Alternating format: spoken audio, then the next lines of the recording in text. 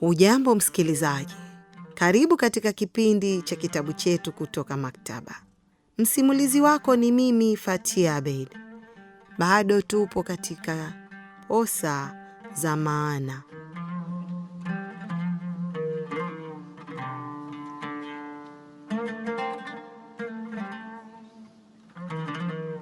Kabla ya kuendelea, nitarudia kidogo sehemu iliyopita. Bwana Kheri alichukua viganja vya Muna na kuanza kuvichezea, huku akiendelea kuziweka sawa nywele za Muna ambazo zilikuwa zikipeperuka kutokana na feni lililokuwa likipepea chumbani humo. Msikilizaji, endelea kusikiliza Posa za Maana.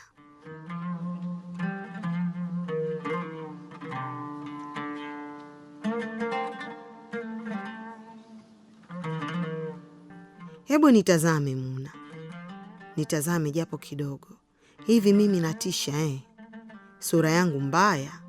Sikujua kama utakuwa una roho mbaya hiyo ya kumdharau binadamu mwenzako na kumwona kama jitu baya, zimwi.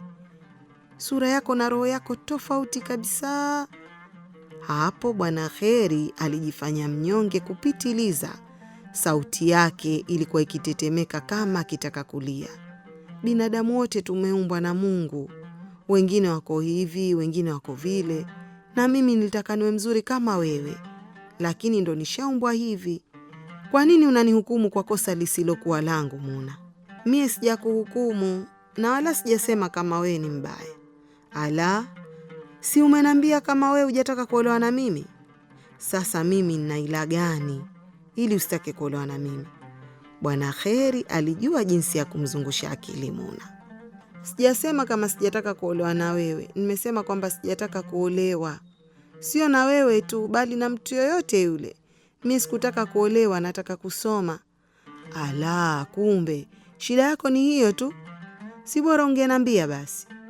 Mimi kwani nishawahi kuambia kama nitakukataza kusoma? Nishawahi? Muna sasa alinyanyua uso juu na kumtazama Bwana Kheri. Dalili za matumaini zilionekana kwenye uso wake.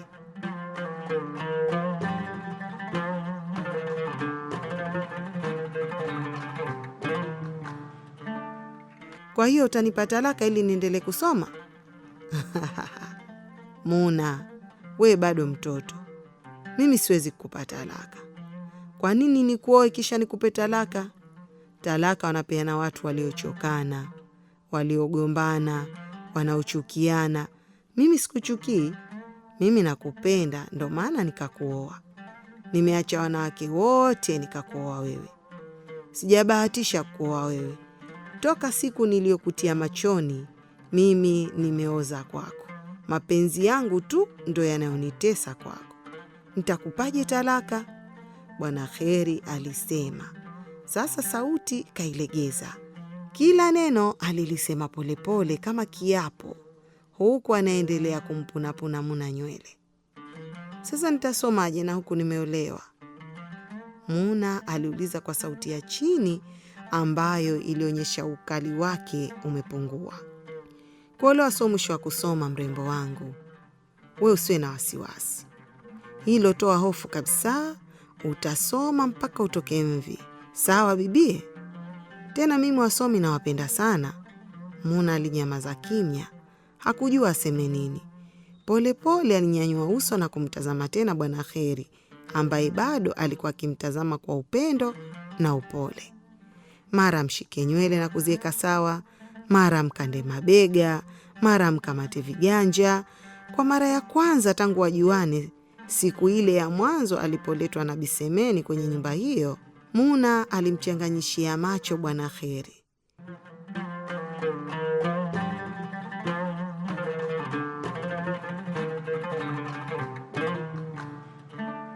Macho makubwa ya Bwana Kheri alizidi kumtazama kwa upole na upendo.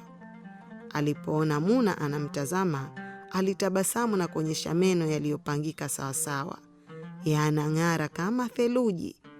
Wakati huo bado alikuwa pale pale kipembeni alikuwa kimbilia Muna mwanzo. Japo Muna alikuwa mrefu, mbele ya Bwana Kheri alionekana kama mtoto kutokana na urefu wa Bwana Kheri wa futi 6. amejaza kiasi na kidogo kitambi kilianza kuchomoza.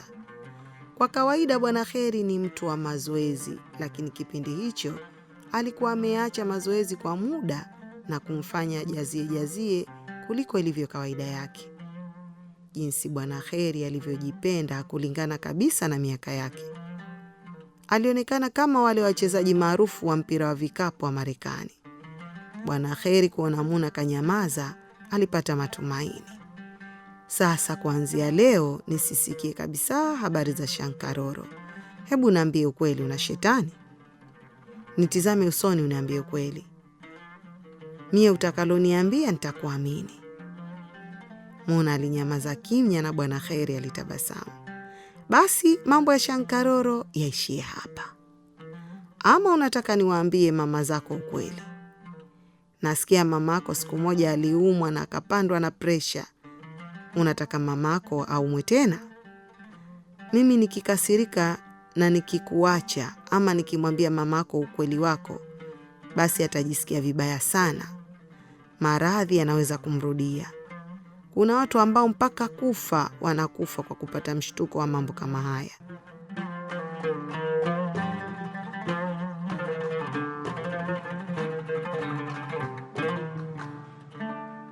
Hebu fikiria mwenyewe, harusi yetu kubwa kama ile. Leo hata mwenzi haujafika unanambia nikuache. Unafikiri haitomwathiri mamako? Atawezaje kustahamili masimango ya watu wa mji huu watulieni ambao wanapenda maneno? Mungu amwepushie, lakini anaweza kupata maradhi ya moyo kabisa. Mimi sio nakupenda wewe tu, bali naipenda familia yako yote. Ukipenda boga lazima upende na mti wake ati. Sipendi jambo baya likufike wewe ama yoyote katika familia yako. Bwana Kheri alisema kwa upole, huku akichagua maneno yake ili kumtikisa Muna. Na akawa amempata ndipo. Muna aliikumbuka ile siku sawa sawa, na hata jinsi babake alivyomgeukia na kumwambia akubali matakwa ya mama yake aulewe.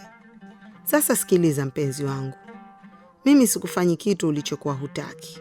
Wala usiwe na shaka. Mimi ni mtumwa wako kuanzia nilipokuona mpaka kiyama kitafika. Niamrishe utakavyo. Nipo chini ya miguu yako. Umesikia? Muna kimya. Hakuamini maneno ya Bwana Kheri. Lakini sasa akawashanza kulainika. Na hasa vile alivyosema kama hatomfanyia asilolitaka. Na pia atamruhusu kusoma. Msikilizaji, endelea kusikiliza Posa za Maana.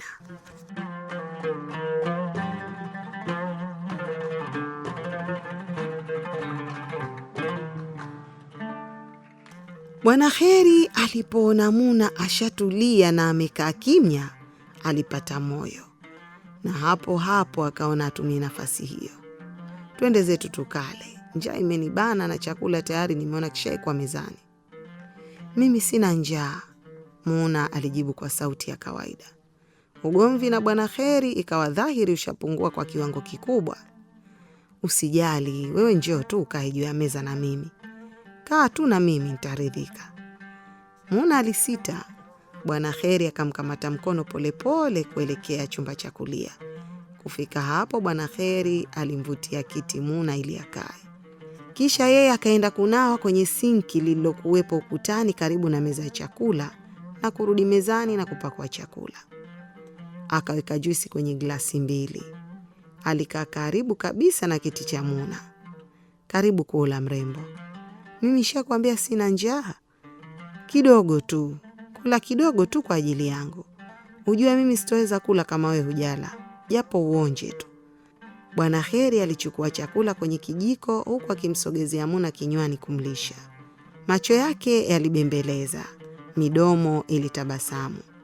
Muna kwa haya alifungua mdomo na Bwana Kheri akamuingizia chakula mdomoni, huku uso wake ukimeremeta kwa tabasamu la ushindi.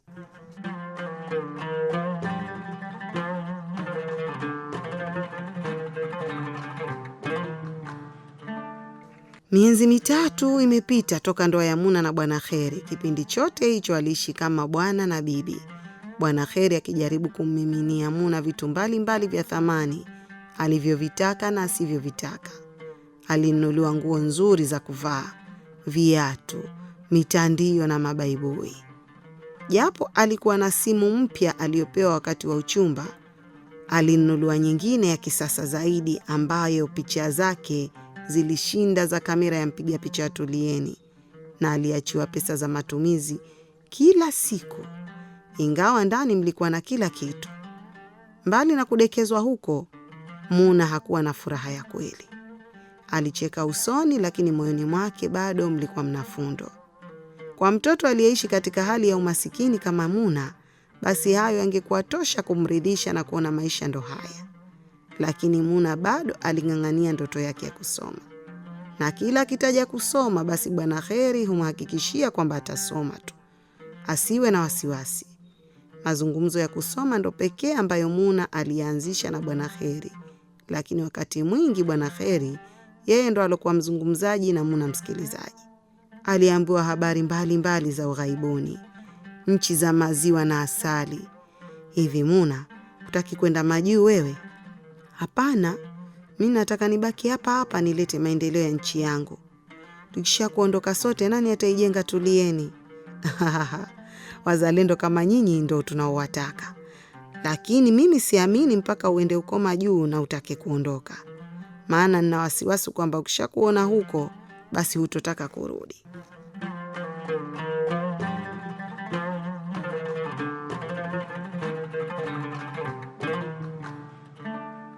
Kila kitu kilikuwa kinaenda sawa kwa Bwana Kheri.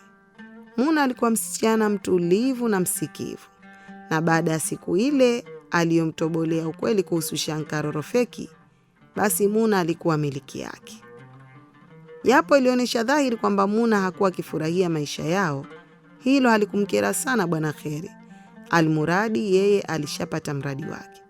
Hata hivyo, Bwana Kheri aliona kama furaha yake inataka kuingia doa.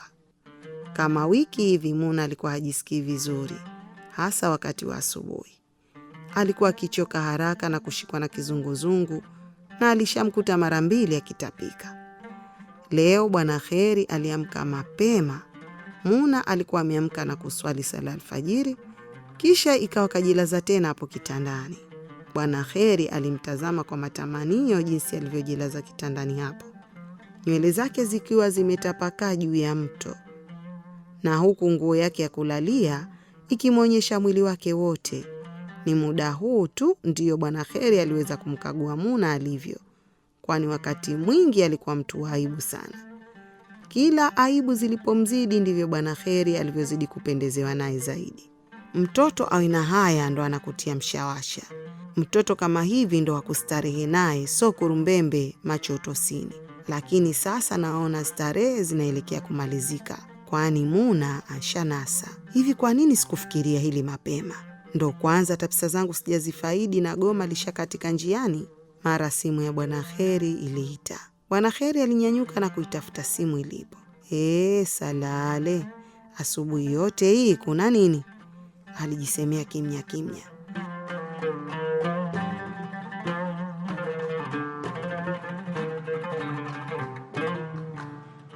Baada ya kuona jina la aliyepiga, alimtazama Muna tena pale alipolala, na kisha akachukua simu na kwenda nayo ukumbini, huku akiwa tayari ameitikia. Kisha akabonyeza kitufe cha sauti cha spika ili aweze kusikiliza simu hiyo bila kuiweka sikioni. Salama, lakini huko naona mapema. Huko bado ni asubuhi, Bwana Kheri aliuliza. Sauti ya mwanamke ilifoka kutoka kwenye simu. Nimekuamsha kwenye starehe zako bwana harusi, Samahani sana, nisamehe leo tu, lakini ndo imebidi. Wewe kwa umelala huko na mkeo mpya, basi mwanao Omi huku kashatoweka. Tokea juzi hajaonekana, si humu ndani wala mtaani. Katoweka? Toka lini mambo hayo? Bwana Kheri alionyesha kushtushwa. Si nimekwambia toka juzi? Au usikii vizuri siku hizi? Aliyepiga simu alionyesha kuwa na mahusiano ya karibu na Bwana Kheri. Juzi? Mbona ndo kwanza unanipigia simu leo? Hebu nipe taarifa vizuri yaliyotokea. Yalotokea ndo hivyo. Haonekani. Katoweka. Mara ya mwisho alionekana na wale rafiki zake wa mtaani. lile genge lake. Kila siku mimi nakwambia kama hilo genge lake si jema, lakini hunisikilizi. Bwana Kheri moyo ulimdunda. Alijua kama mwanawe Omar ama Omi, kama alivyozoea kumwita, kijana wa miaka 17 alikuwa machachari. Lakini aliona ni mambo ya kitoto tu, bale changa kimangaisha, lakini hakujua kama kashaanza mambo ya magenge. Magenge ya watoto wa mtaani ya uzunguni ni hatari sana. Bwana Kheri aliwaza, mambo hayo ya magenge kayaanza lini? Na mbona hujanambia siku zote? Msikilizaji, endelea kusikiliza Posa za Maana.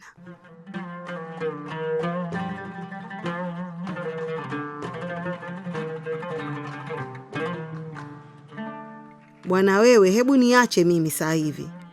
Niliona akilini ananitosha. Nikwambie wakati gani? We hujui wajibu wako? Hivi uondoke kwako kwa familia yako miezi 6 unategemea nini? Mimi najitahidi kuwalea watoto. Watoto wakisha kufika umri huu ni bora walipokuwa wachanga na badilisha nepi kuliko sasa hivi. Mama pekee kulea wana. Nchi hizi ni ngumu. Lakini wewe mwenzangu bado dunia imekushika. Bado starehe unazitaka. Basi yaliyoko huku ni hayo. Mwanamke alipasua jipu na kuliongeza chumvi.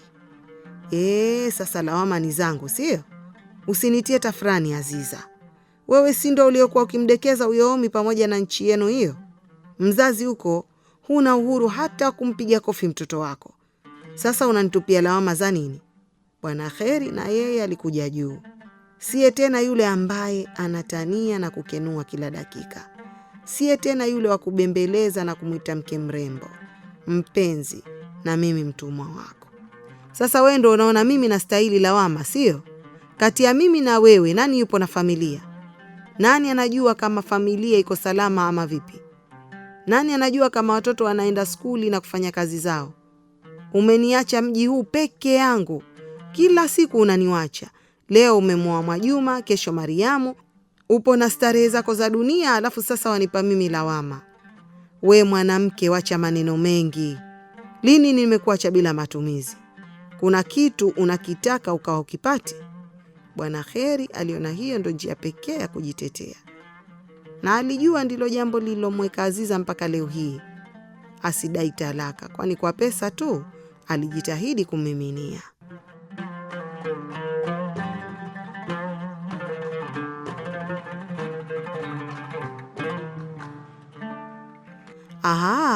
Kama pesa zinalea basi ndo zishalea.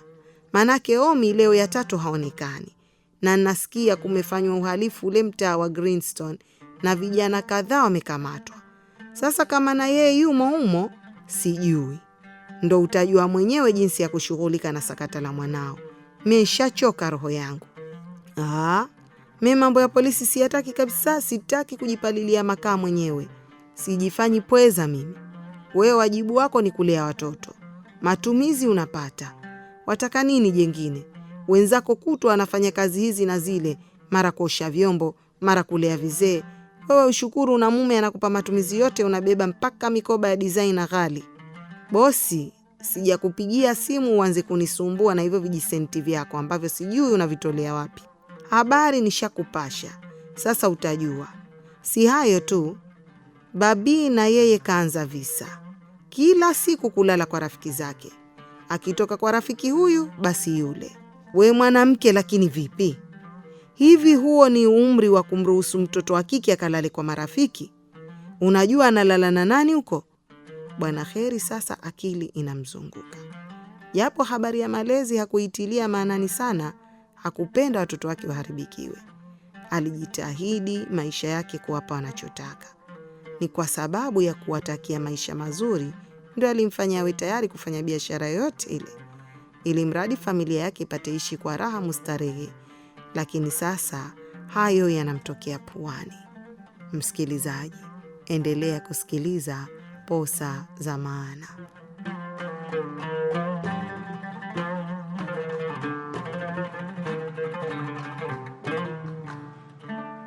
Babi binti yake kipenzi. Bahati Bwana Kheri wa jina wa mama yake, na yeye ndo anaambiwa shanza visa. Naona ulezi umekushinda. Labda huna nafasi kwa sababu ya mashoga. Sawa, nitarudi zangu. Mara hii lazima ni moyo huyo shoga yako mpenzi mliokuwa hamtulima kwenu, mkalia watoto kwa kuranda. Halo, ndo unanitisha sio? Unayemtaka kwanza uoe mara ngapi? Hujafikisha 20 bado? Kama anakutaka we shoga yangu muoe tu. Atenge kwa ndugu yangu toka nitoke mnatakana. Oa. Sema ndo sheria tu haiwaruhusu. Wewe utamaliza mabucha na bado hujajua nyama gani hasa unayoitafuta. Kwa heri.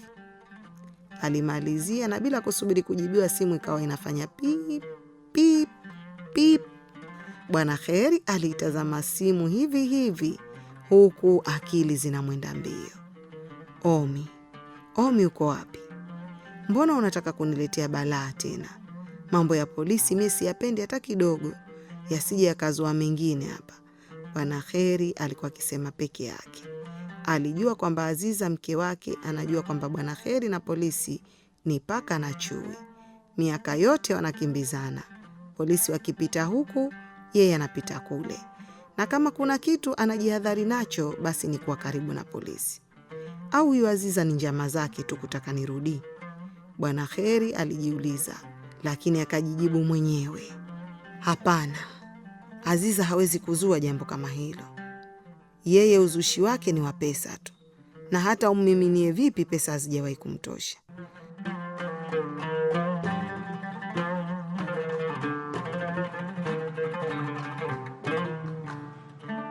Bwana Kheri na Aziza walioana miaka 19 iliyopita. Wakati huo wote wakiwa watoto wabichi, mapenzi ya Bwana Kheri na Aziza yalichipua tokea wapo Makinda wakiwa skuli. Kila mtu alijua habari yao siku hizo. Walikuwa kama chanda na pete. Walipendana, mwisho wa kupendana kwao, mwanzo ilikuwa siri mpaka dhahiri. Wazazi wa Aziza walikuwa wakali sana. Mabinti wakilindwa na hawakuwa hata wakipewa ruhusa ya kuchungulia nje baada ya muda wa skuli. Lakini yote hayo hayakufua dafu. Wawili hao walitumia mbinu zote kuendeleza mapenzi yao. Bwana Kheri alikuwa mwingi wa maneno tokea wakati huo, na mistari kwake ilikuwa ni jambo analolipatia. Kila siku barua za mapenzi kwa Aziza hazikuadimika kutoka kwa Bwana Kheri, na humo mlikuwa na mistari ya kumtoa nyoka pangoni. Kama mapenzi ni sumu, basi mimi ishaniua. Kama mapenzi ni pesa, basi mimi benki nishakuwa. Kama mapenzi ni mwanga, basi jua mimi ndo unatokea. Kama mapenzi ni shimo, basi mimi nishatumbukia. Nikilala ndotoni unanijia. Nikijifunika wewe shuka langu unakuwa. Nikiumwa wewe dawa yangu maridhawa. Nikila sahanini umejaa. Siku moja Aziza alikamatwa na barua kutoka kwa Bwana Kheri na alikiona cha mtema kuni. Hata hivyo bado haikuwa dawa. Basi wazazi wa pande zote mbili wakaona isiwe shida. Walipomaliza kidato cha 4, wapenzi hao wakaozeshwa. Bwana Kheri alipenda maisha ya starehe toka mwanzo, na kwake mipango ilikuwa inazaliwa kichwani mwake. Leo kafanya hili, kesho lile. Leo kauza hichi, kesho kanunua kile. Ulipozuka msimu wa kukimbilia majuu, kukimbia ukali wa maisha, Bwana Kheri alikuwa katika watu wa mwanzo kuondoka, huku akimwacha mkewe na watoto 2. Lakini haikuchukua muda, aliwachukua wote wakawa pamoja huko.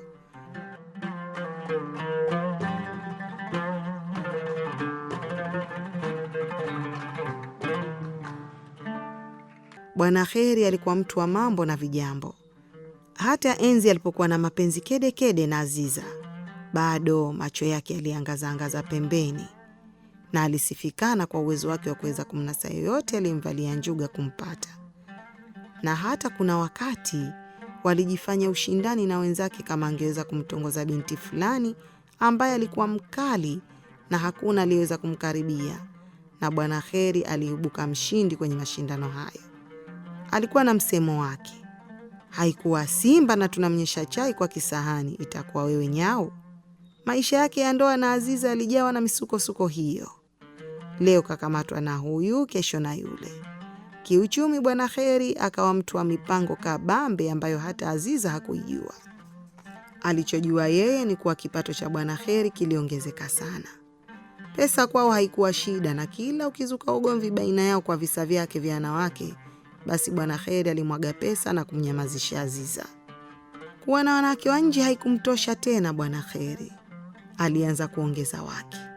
Mke wa mwanzo alipomwongeza ilikuwa vita vikubwa na Aziza mpaka Bwana Kheri akatoa talaka. Lakini ikawa sio mwisho. Baada ya muda, Aziza alikuja kuzoea na yeye akawa na mkakati wake. Msikilizaji, endelea kusikiliza Posa za Maana.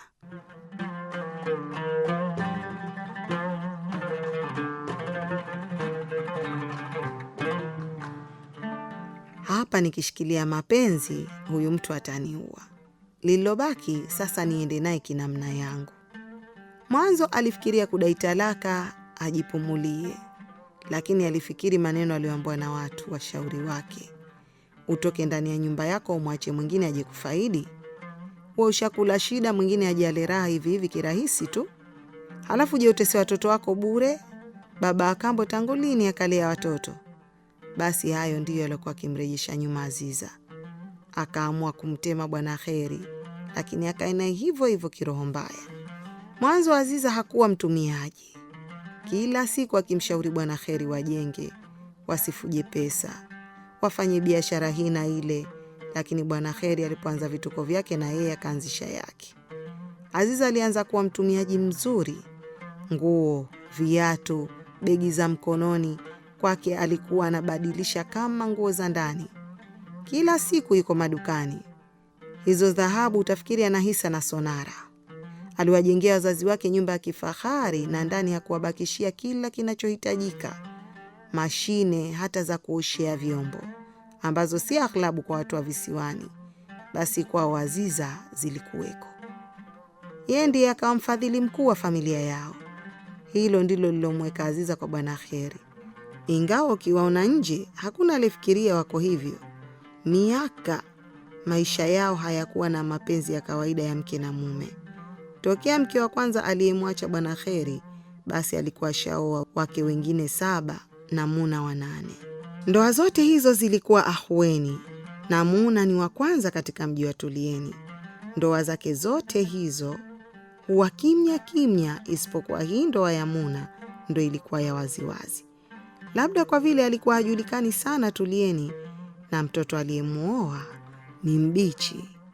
Msikilizaji, usikose kufuatilia sehemu itakayofuata ya Posa za Maana.